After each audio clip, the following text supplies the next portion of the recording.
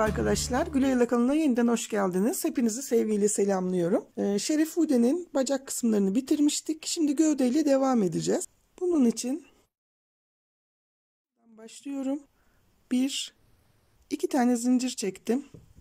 Diğer bacağımı alıyorum. Şuradaki ilk sık iğnenin olduğu yere filo yaparak birleştirdim ve ilk sık iğnemi yapmış oldum. 1 2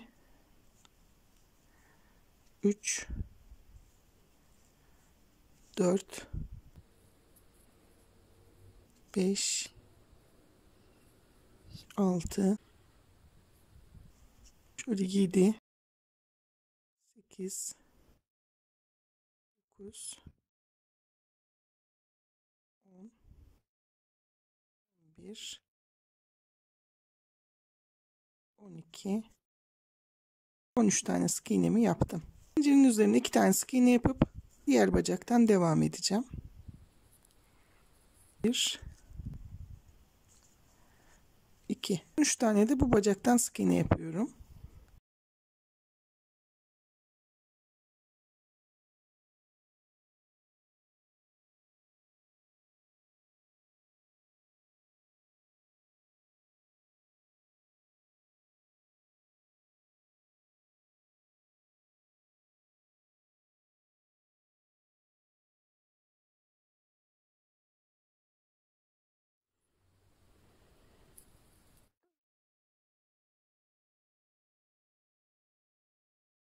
On iki 13 zincirin bu tarafına da 2 tane sık iğnemi yapıyorum.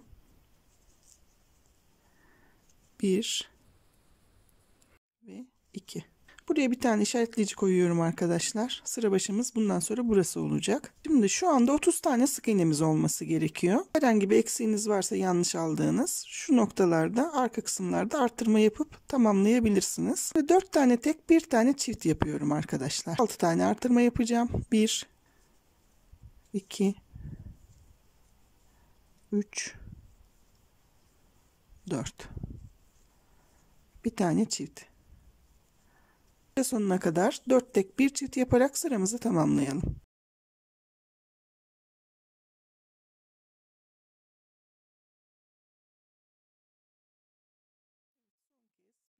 Dört tane tek yaptım, bir tane çift yaparak sıramı tamamladım. 6 tane artırma yapmış olduk. Şu anda 36 tane sık iğnemiz var. 5 tek 1 çift yapacağım. 1 2 3 4 5 dedim. Çiftimi yapıyorum. 5 tek 1 çift yaparak sıramızı tamamlayalım arkadaşlar.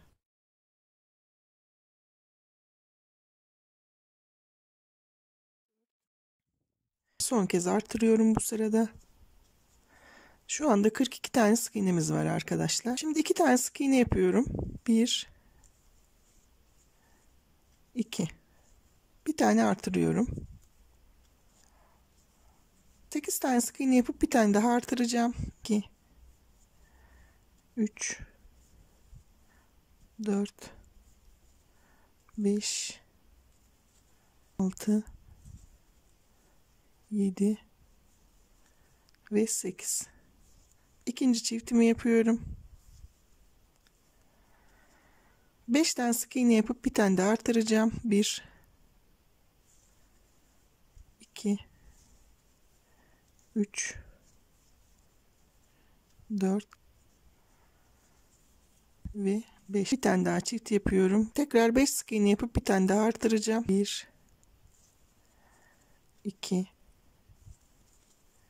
3 4 5 tane sık iğne yaptım. Çiftimi yapıyorum.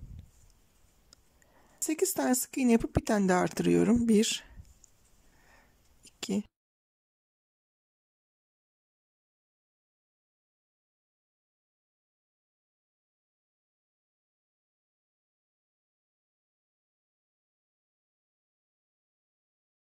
5. artırmamı yapıyorum. 5 tane sık iğne yapıp son kez bir tane daha artırıyorum. 1 2 3 4 ve 5 dedim. Şurada son kez artırıp kalan sık iğnelerimi öreceğim.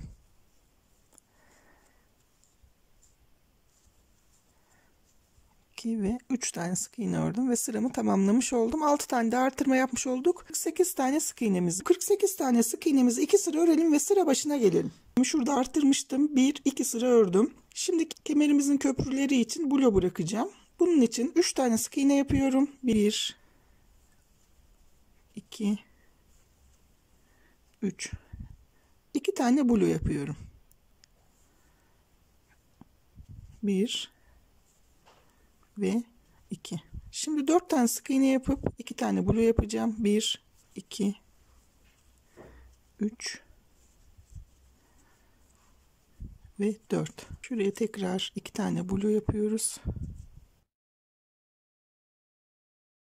4 tane sık iğne yapıyorum. 1 2 3 ve 4. 2 tane blo yapıyorum tekrar. 1 ve 2. Şimdi 10 tane sık iğne yapıp tekrar blo yapacağım.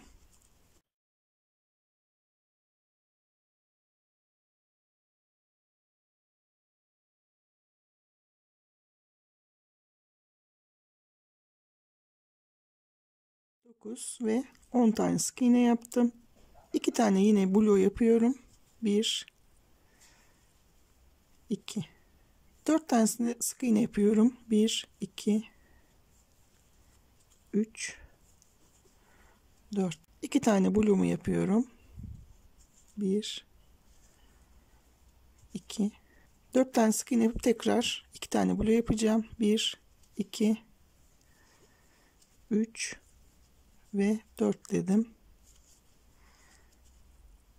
2 tane blomu yaptım. Son kez 4 sık iğne yapıp 1 2 3 4 dedim. Son blomu yapıyorum. Şöyle 1 2. Şurada bir tane sık iğnem kaldı. Onu da örüyorum arkadaşlar. Şöyle 5 tane yere şu şekilde blolar bıraktık. Oralara köprülerimizi yapacağız. Şimdi 2 sıra sık iğnelerimizi örüp sıra başına gelelim. Evet, sıramı tamamladım. Şimdi sarı ipime geçiyorum. Şu son sık iğnemizi sarı ile örerek aldım. Şunu da ön tarafta bırakacağım. Blo yaparak bir sıra öreceğiz. Şu şekilde.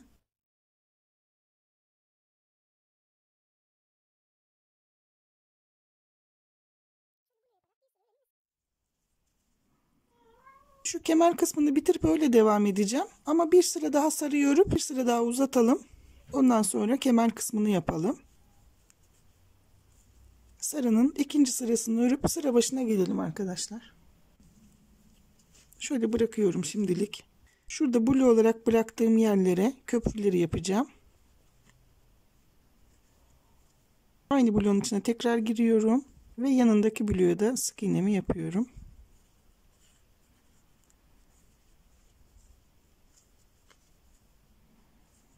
Döndüm. Bir tane sık iğnemi 3 ya da 4 sıra öreceğim. Çektim. Döndüm. 3. sıramı yapıyorum.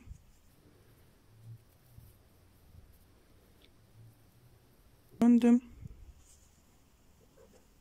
2 tane sık iğnemi yapıyorum.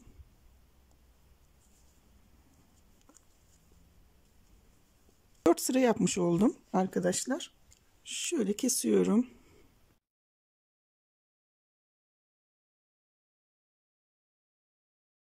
İpimizi içeri alalım. Diğer köprüleri de aynı şekilde yapalım arkadaşlar.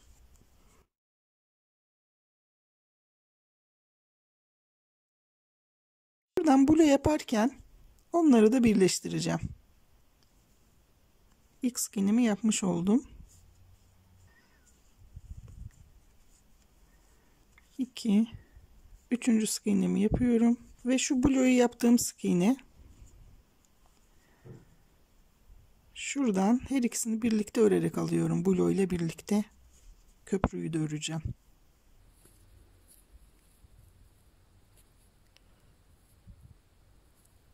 İki tane sık iğneyi 2 tane blo ile birlikte örerek aldım arkadaşlar. Devam ediyorum.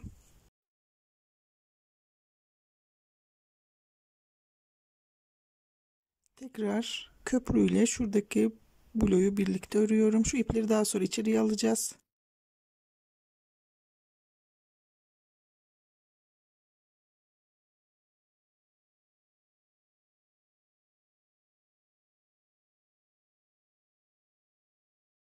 Bu şekilde sıramızı, köprülerimizi birleştirerek devam edip bitirelim arkadaşlar. Ve sıramızı tamamlayalım. Bloğumu da örüyorum.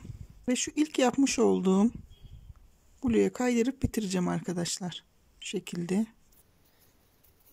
Şu iplerimizi içeri alalım. Hepsini de.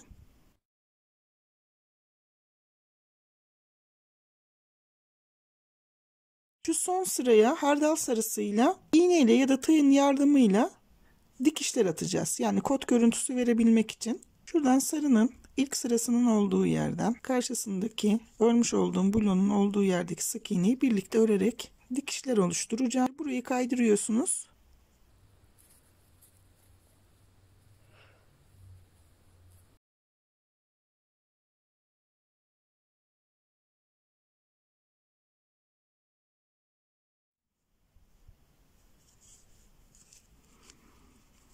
Bu son sırayı bu şekilde tamamlayacağım. Şuraya geldiğimde bitireceğim arkadaşlar. Başladığım noktaya kadar geldim. Ve burada bitiriyorum. Diğer ipimle birlikte şurada bağlayacağım arkadaşlar.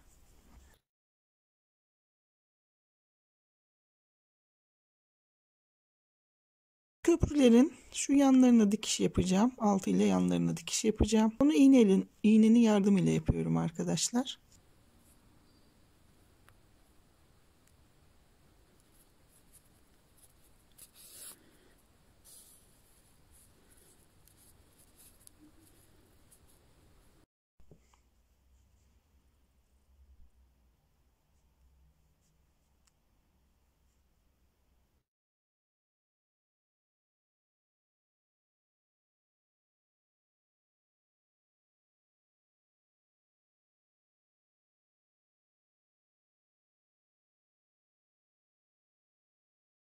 Hepsini tamamladıktan sonra gömleğimizin üst kısmını arkadaşlar 10 sıra örelim. Burayı tamamladıktan sonra gömleğimizi 10 sıra örelim. Ondan sonra birlikte devam edelim.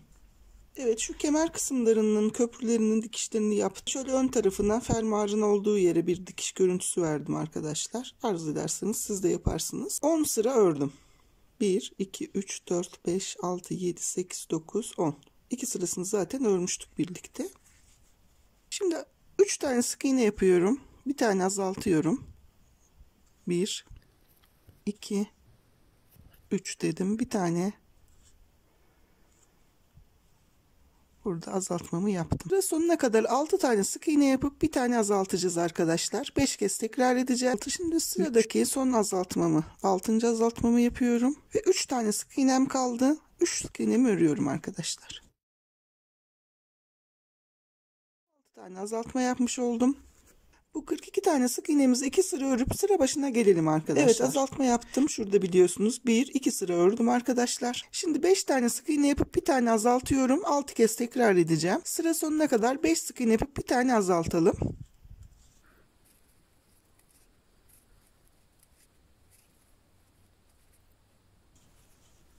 Bir tane daha azaltma yaptık. Bu 36 sık iğnemizi bir sıra örüp sıra başına gelelim. Evet, 36 tane sık iğnem vardı en son. 36 tane sık iğnemi bir sıra ördüm arkadaşlar. Önce 2 tane sık iğne yapıp bir tane eksiltiyorum.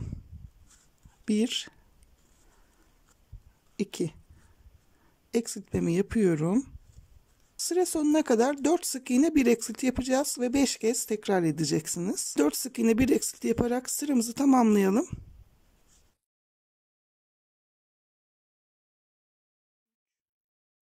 Azaltıyorum bu sıradaki son azaltmam. Şurada 2 tane sık iğnem kaldı, onları da örüyorum. 30 tane sık iğnemiz var şu anda. Bir sıra örelim ve sıra başına gelelim arkadaşlar. Evet, 30 tane sık iğnemi bir sıra ördüm. Bu arada elyaflarımı da koydum arkadaşlar. Güzelce şöyle elyaflarımızı içine yerleştirelim. Şu kısımları çok güzel itelim. Şimdi 3 tane sık iğne yapıp bir tane azaltıyoruz. 6 kez 3 sık iğne yapıp bir azaltalım.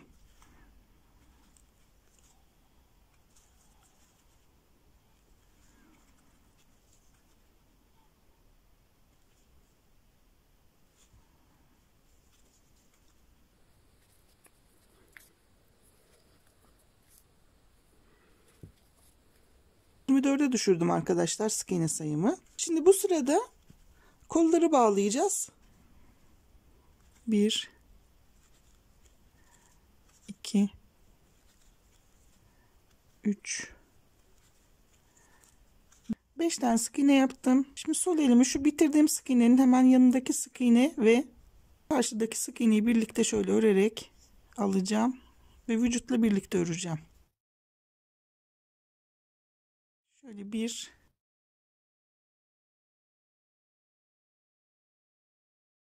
2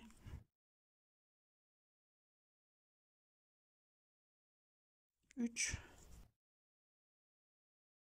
4 tane sık iğne ile birleştirmiş oldum arkadaşlar.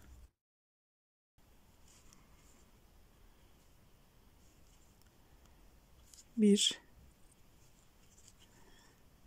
iki, üç, dört, beş, altı, yedi, 8. Şöyle bir 8 tane ördüm, bir bakayım. Bitirdiğim sık iğneden 1, 2, 3 sık iğne sonrasından şöyle karşılıklı alıyorum. 1 2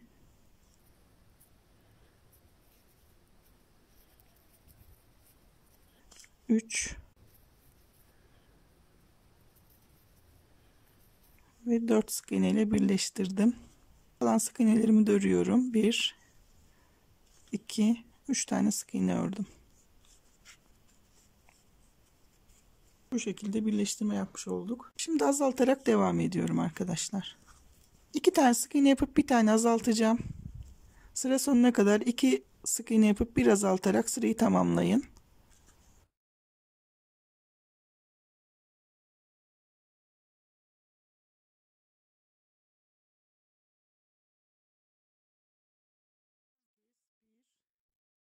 İki tane sık iğne yapıp bir tane azaltıyorum. 18'e indirdim sık iğne sayımı. Son sık iğnemi ten rengiyle örerek alacağım.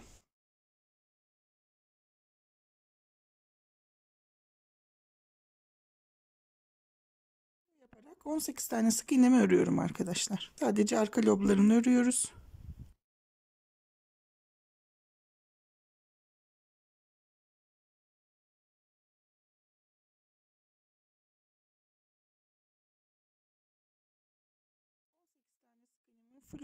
Bulo yaparak ördüm arkadaşlar, şöyle bir sıra. Şimdi 4 tane sık iğne yapıp bir tane eksilteceğim. 3 kez tekrar edeceğim.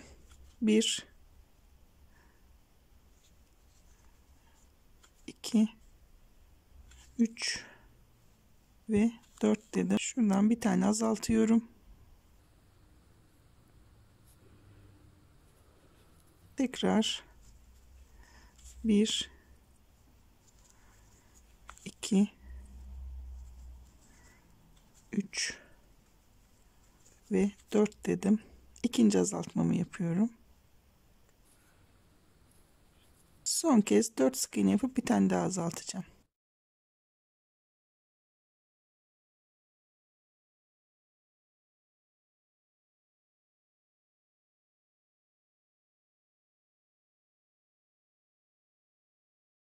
Üç tane azaltma yaptım. 15 tane sık iğnem var arkadaşlar şu anda. Bu 15 tane sık iğnemizi 3 sıra örüp sıra başına gelelim. Burada bitiriyorum. Şurada dikecek kadar ip bıraktım. Şöyle düzelteceğim, bakın şu şekilde. Gömleğin ön kısmına düğmeleri dikeceğimiz kısmı yapmak istiyorum. 1 2 3 4 21 22 ve 23 tane zincir çektim. Bunu ölçerek yapın arkadaşlar. İpinize göre değişebilir. Şu ön kısmı ölçeceğim. 2 sık iğne fazla bile. Bir tane söküyorum. 22 tane zincir çekmiş oldum. İkinci zincirimden itibaren başlayarak tüm zincirlerimin üzerine sık iğne yapıyorum. 21 ve 22 tane sık iğne yapmış oldum arkadaşlar. Şimdi bunu burada bitireceğim. Şöyle dikecek kadar da ip bırakıyorum. Bunun küçük düğmelerini dikeceğim. Şuraya tam ortaya monte edeceğiz. Üzerine 4 ya da 5 tane düğmelerimizi dikelim. Şöyle koldaki gibi 4 tane düğme yapıp yapmış olduğum parçayı dikip onu da şöyle ortalayarak diktim arkadaşlar. Şimdi kollardaki gibi çizgilerini yapacağım. Şuradan başlayarak. Şimdi burada azaltmalar olduğu için tek bir sık iğneyi takip ederek yapamayacağız. O yüzden şöyle göz kararı olarak tam aşağıya kadar şöyle çekeceğim. 4 sık iğne falan sonra tekrar çıkıyorum. Dümdüz bir şekilde yukarı çektim. Kolun altından girip devam edeceğim.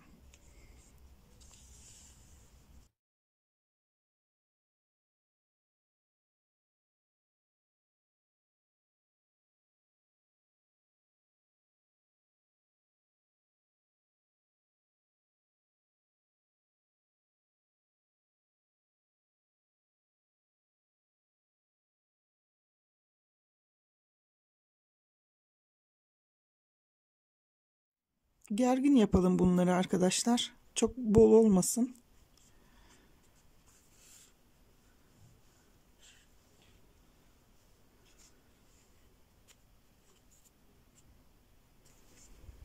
Kolda gösterdiğim gibi arkadaşlar ipin hemen yan sık iğnesinden girip ipin olduğu sık iğneden çıkıp onu da oraya sıkıştırmış oluyorum.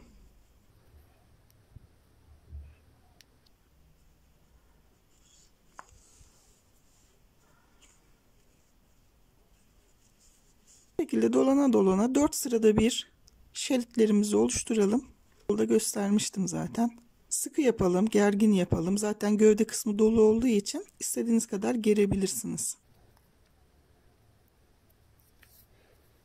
Şurada alttan geçiyorum.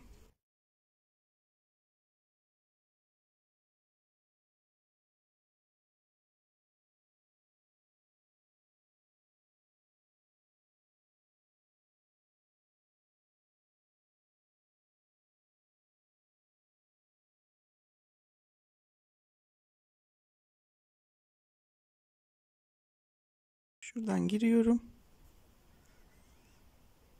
Ve 1, 2, 3, 4 sıra. Burası spiral örgü olduğu için kolda da bahsetmiştim. Tam denk gelmiyor. Yani spiral olarak örüyoruz bunu biliyorsunuz. O yüzden bir sıra altta kalıyor. Onu orada şu şekilde bırakıyorum. Buradan devam ediyorum. 1, 2, 3, 4 sıra üstündeyim. Aynı şekilde dönerek gömlek kısmını tamamlayacağım.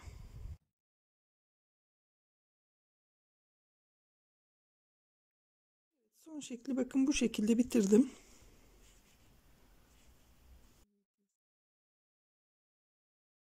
...68, 69, 70 ve 71 şöyle bir zincir çektim. Geriye dönüp ikinci zincirimden itibaren 70 tane sık iğne yapıyorum.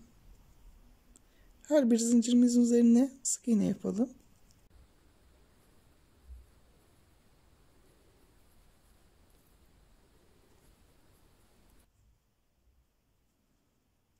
Son sık iğnemin içerisine 3 tane sık iğne yapıyorum arkadaşlar. 1 2 şu ipimi arkaya atıp 3 tane sık iğne yaptım. Şimdi zincirimin bu tarafından devam edeceğim.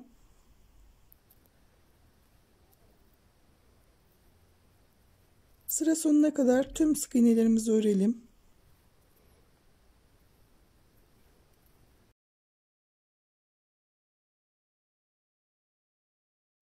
Şöyle uzunca bir kemerimiz var. Şimdi bu kemere de dikiş görüntüsü vereceğim.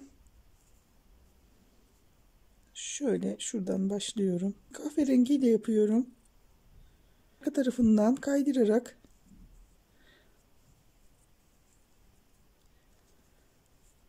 şu görüntüyü vermek için iğne de kullanabilirsiniz. Şöyle dönüp şu başladığım noktaya kadar tamamlayacağım. Ondan sonra birlikte devam edelim. Şimdi şuraya kemer olarak bunu takacağız. Geri kalan parçalarını ve silah kılıfını falan yapalım. Ondan sonra takalım. Onlar da hazır olsun. Şimdi kemer tokasını hardal sarısı ile yapacağım arkadaşlar. 1, 2, 3, 4, 5 tane zincir çektim. Dönüyorum. 2 tane sık iğne yapıyorum. Aynı zincirin içerisinde 2 tane sık iğne yaptım. Diğer zincirlerime 1, 2 tane sık iğne yaptım ve son zincirimin içine de yine 2 tane sık iğne yapıyorum. Yani çift giriyorum. Şu 1, şu da 2. Zincirin diğer tarafından devam ediyorum. 1, 2 tane sık iğne yaptım. Şuradaki ilk sık iğnemin olduğu yere şöyle kaydırdım. Bir tane zincir çekip tekrar aynı yere giriyorum. Kaydırma yaptığım yere tekrar girdim. Bir tane sık iğne yapıyorum. Bir tane çift yapıyorum.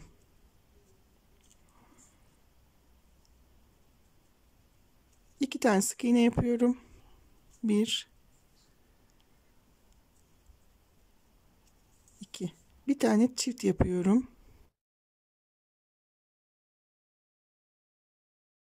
Aynı yere tekrar girdim. Bir tane sık iğne yapıyorum.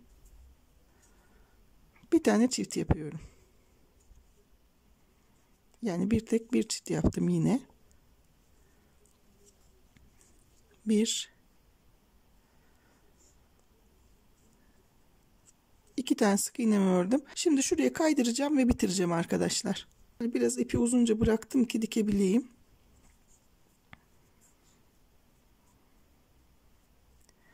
Şöyle hafif oval bir toka oldu. Şimdi bunun çevresine bir dikiş geçeceğim. Şöyle tersinden giriyorum.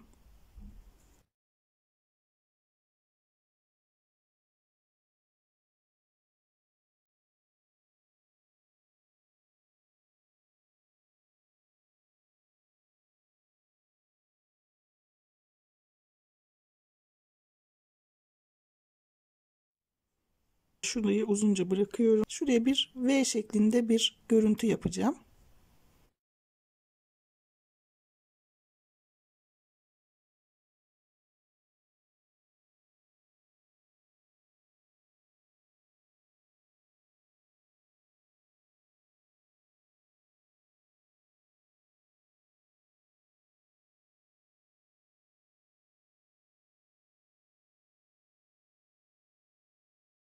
Evet, kemerin tokasını bu şekilde yaptım.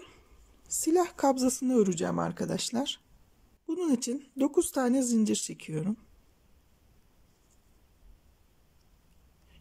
4, 5, 6, 7, 8, 9. İkinci zincirimden itibaren 8 tane sık iğne yapıyorum.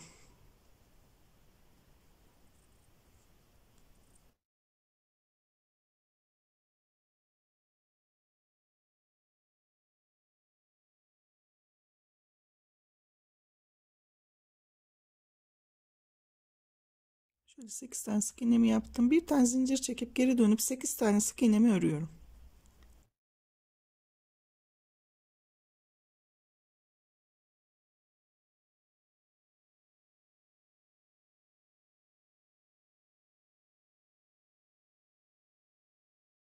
Şöyle bir tane zincir çektim, döndüm. Çift giriyorum ilk sık iğnemin olduğu yere. Burada bir artırma yapıyorum. Şuradaki son sık iğnemin olduğu yere kadar sık iğnelerimi örüp orada da bir artırma yapacağım.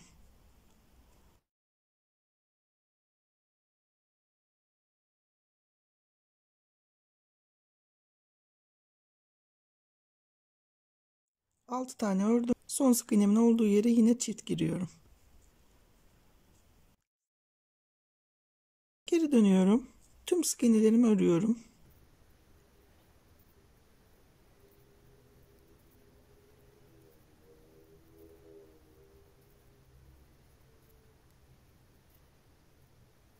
Bir zincir çekip döndüm. Yine ilk sık iğnemin olduğu yere çift giriyorum.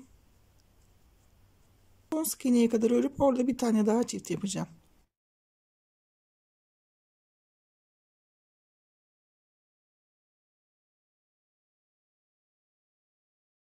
Sekiz tane ördüm. Son sık iğnemde çift giriyorum. Bir zincir çekip dönüp 12 sık iğnemi örüyorum.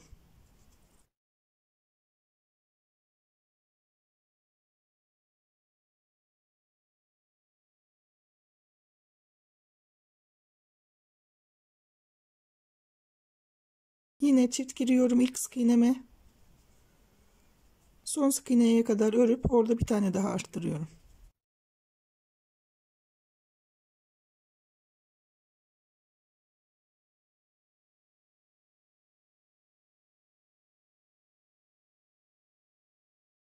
10 tane ördüm. Son sık iğnemi çift yapıyorum.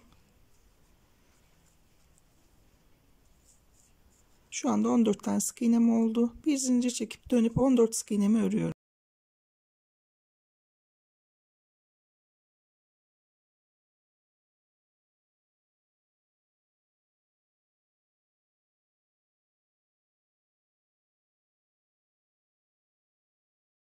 Bir tane zincir çekip döndüm arkadaşlar. Tekrar çift giriyorum. Son sık iğneye kadar örüp artırmamı yapıyorum oradaki.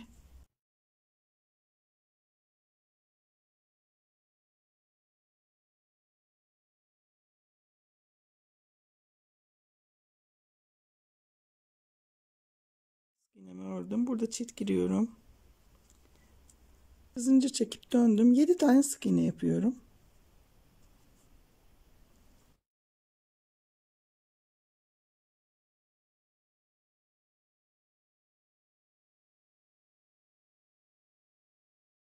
Bir tane zincir çekip tığımın başını doladım. Buraya çift ikili trabzan yapıyorum. 2 kere de şöyle çekiyoruz. Tekrar aynı yere giriyorum. Bir tane daha ikili trabzan yaptım. Şimdi yanındaki sık iğnede yine çift ikili trabzan yapacağım.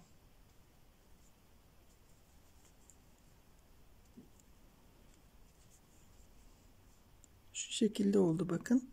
Sıra sonuna kadar kalan sık iğnelerimi örüyorum.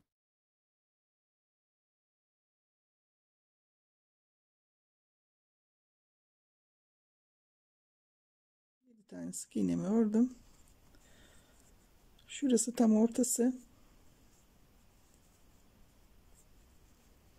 Şöyle kıvıracağız. Kesimi öreceğiz şimdi. Birleştireceğiz arkadaşlar. Şuradan giriyorum. İlk sık iğnemin olduğu yerden. Şu ilmeğimi bu tarafa bir geçirdim. Birleştirdim. Şimdi bir tane sık iğne yapıyorum. Yanında ikinciyi. Karşılıklı birleştirerek 2 tane sık iğne yaptım. 1, 2, 3, 4 zincir çektim. Üzerine 3 tane sık iğne yapıyorum.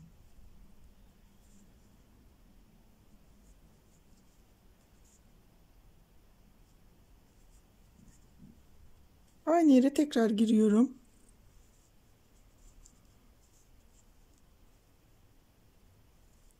Ve sık iğnemi yaptım. 2 tane sık iğne yapacağım. Şöyle 1,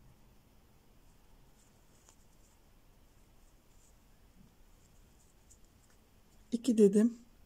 4 zincirimi çekiyorum. 3 tane sık iğnemi yapıyorum zincirin üzerine.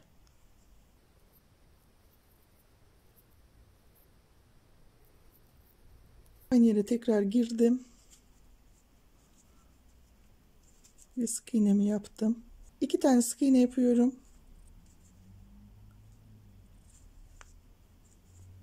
2, 4 tane zincir çekiyorum. Ve sık iğnelerimi yapıyorum zincirin üzerine.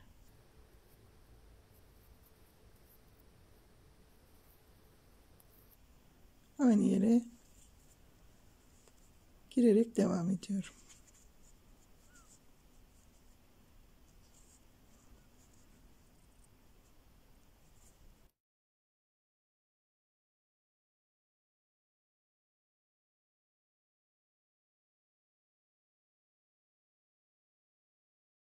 Alt kısmı da örüp bitiriyorum arkadaşlar.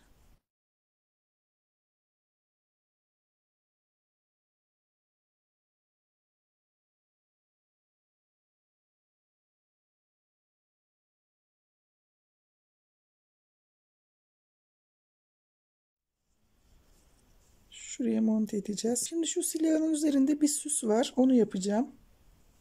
Hardal sarısıyla sihirli halka yapıyorum. Birleştirdim. Bir tane sık iğne yapıyorum. 3 tane zincir çekiyorum. 1, 2, 3. Tekrar halkamın içerisine zincirlerimi birleştirdim. Bir tane sık iğne yapıyorum. 3 tane zincir çekiyorum. Ve zincirlerimi halkanın içerisinde birleştirdim. Devam ediyorum. 5 tane yapacağım bu pipiriklerden.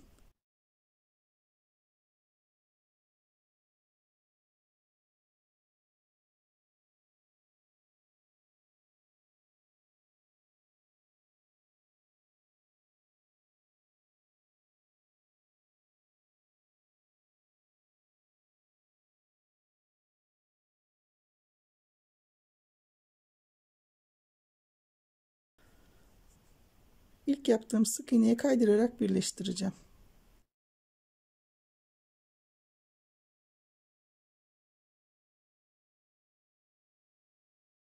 Şimdi şu sihirli halkamı çekiyorum.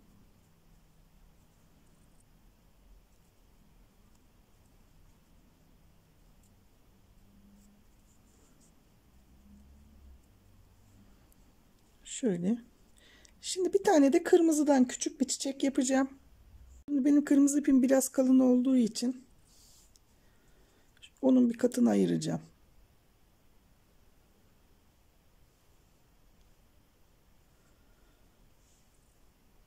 Şöyle ince bir kısmını kullanıyorum.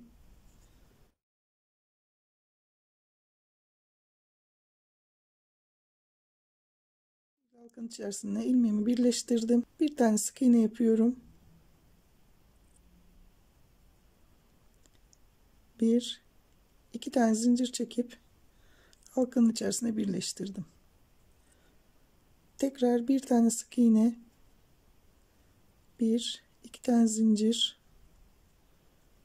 birleştir, bir tane sık iğne, bir, iki tane zincir,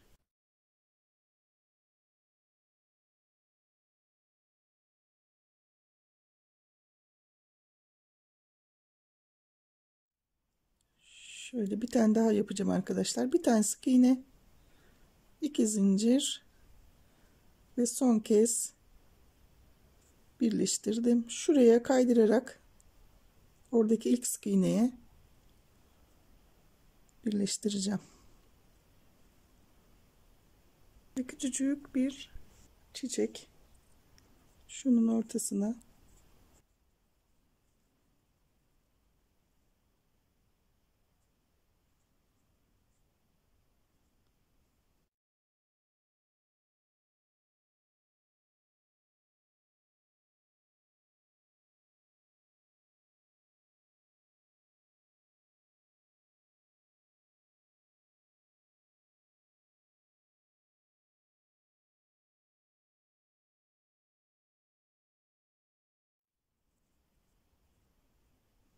çiçeği de tam şu ortasına dikeceğim arkadaşlar. Şu şekilde iğneyle buraya monte edeceğim. Ondan sonra devam edelim. Şimdi şu şekilde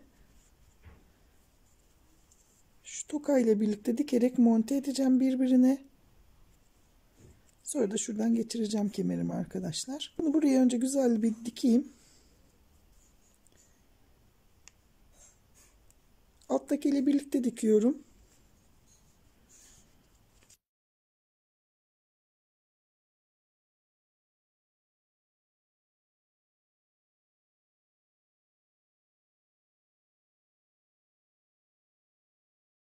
Şöyle bakın, kemer kısmını da bu şekilde bitirmiş oldum.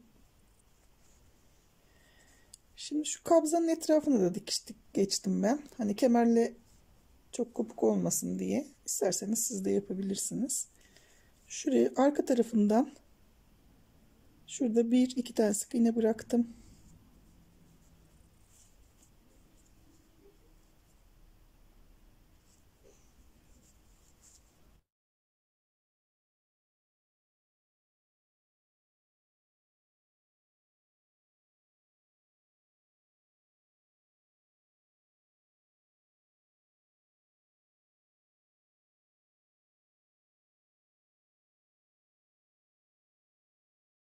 Beş tane sık iğne yaptım. Burada dikecek kadar ip bırakıyorum. Bunu şu şerifin sağ tarafına, şu kemerin ucuna monte edeceğim arkadaşlar, dikerek.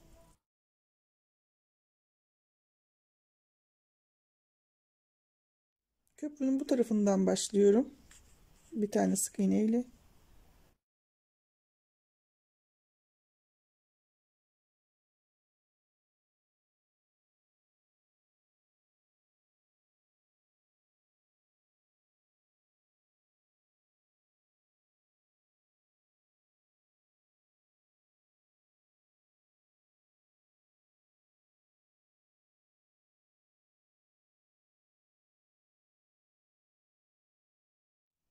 Şuradan şöyle gidip arkada yedireceğim.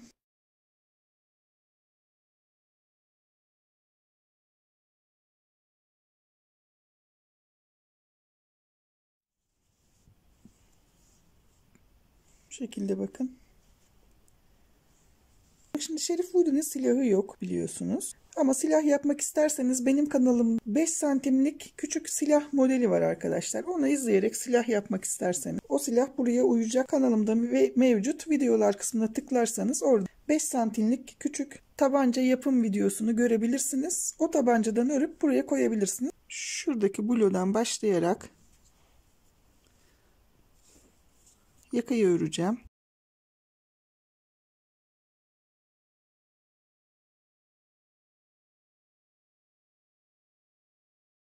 Şimdi şuradaki bloların üzerine sık iğne yapıyorum.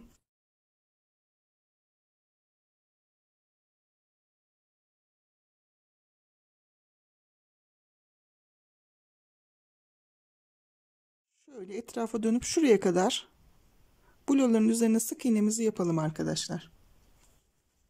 Bir tane zincir çekip döndüm. İlk sık iğnemi yapıyorum. İkinci sık iğneme çift giriyorum.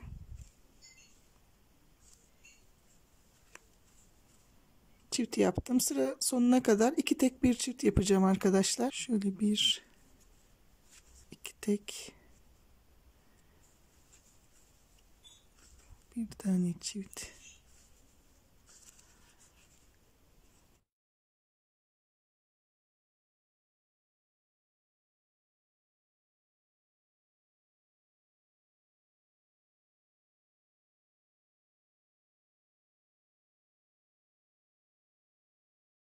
Şuradaki çiftimi yaptım. 1 2 tek bir çift, 2 tek kalmış oluyor ama şurada benim artırma yapmam lazım. Öndeki birinci sık iğnenin yanında artırma yapmıştık. Şurada artırma yapabilmem için bir tek bir çift yapacağım şimdi. Bundan sonra 2 tek bir çift yapacağım. Eşit görünmesi için yapıyorum bunu. Şöyle bir tek, bir tane çift yapalım. Yapıyorum. Şimdi bir iki tek, bir çiftimi yapıyorum. Bir tane tek kalıyor. Onu da öreceğim. Şurada bir çift yaptım. Sık iğne sayınıza göre siz de yani şu öndeki simetrinin aynı olmasına dikkat ederek ayarlayın. Çok önemli değil kaç tane artırma yaptığınız. Bir zincir çekip döndüm arkadaşlar. Şimdi tüm sık iğnelerimi diğer başa kadar bir sıra öreceğim. Sık iğne sayınız önemli değil. Bir eksik bir fazla önemli değil. Simetri aynı olsun yeter ön tarafta. Şimdi başa kadar sık iğnelerimi örüyorum bir sıra.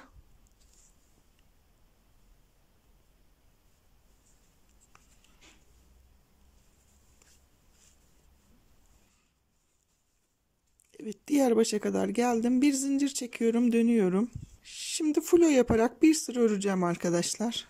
Sadece şu öndeki ilmeği alarak, ilmeğin öndeki lobunu alarak örüyorum arkadaşlar.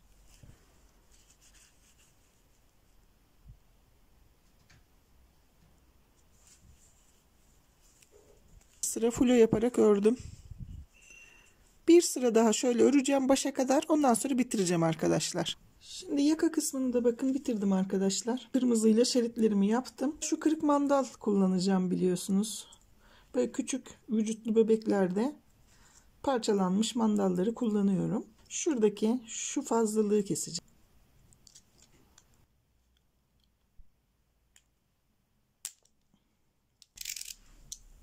Şunun tam boyuna gelecek olan kısımlarına sökük iplerimle dolama yapacağım.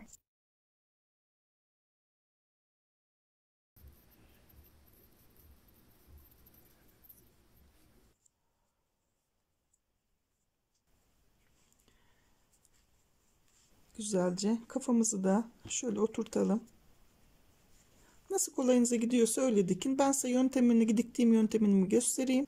Şuradan yan alacağım sık iğneleri kafadan şu şekilde. Şöyle yanlarından gireceğim.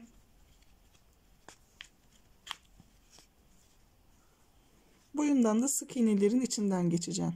Şöyle. Nasıl kolayınıza giderse öyle dikin. Dediğim gibi sık iğne de dikebilirsiniz. Eşit sık iğnelerimiz. Ya da bu şekilde de dikebilirsiniz.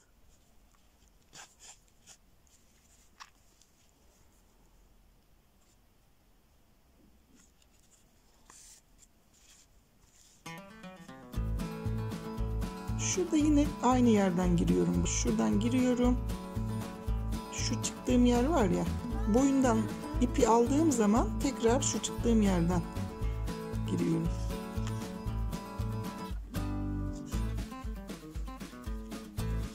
Böyle daha sağlam oluyor.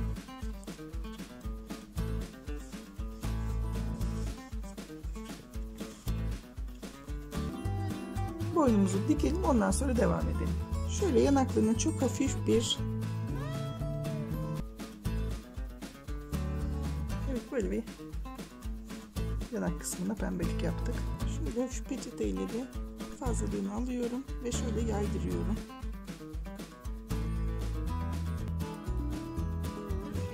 Bütün parçalarımızı tamamlamış olduk arkadaşlar. Gerçekten çok güzel oldu. Hepinizi tebrik ediyorum ve hepinizi alkışlıyorum. Çok teşekkür ederim benimle birlikte olduğunuz için. Hepinizi sevgiyle selamlıyorum. Hoşça kalın, sevgiyle kalın.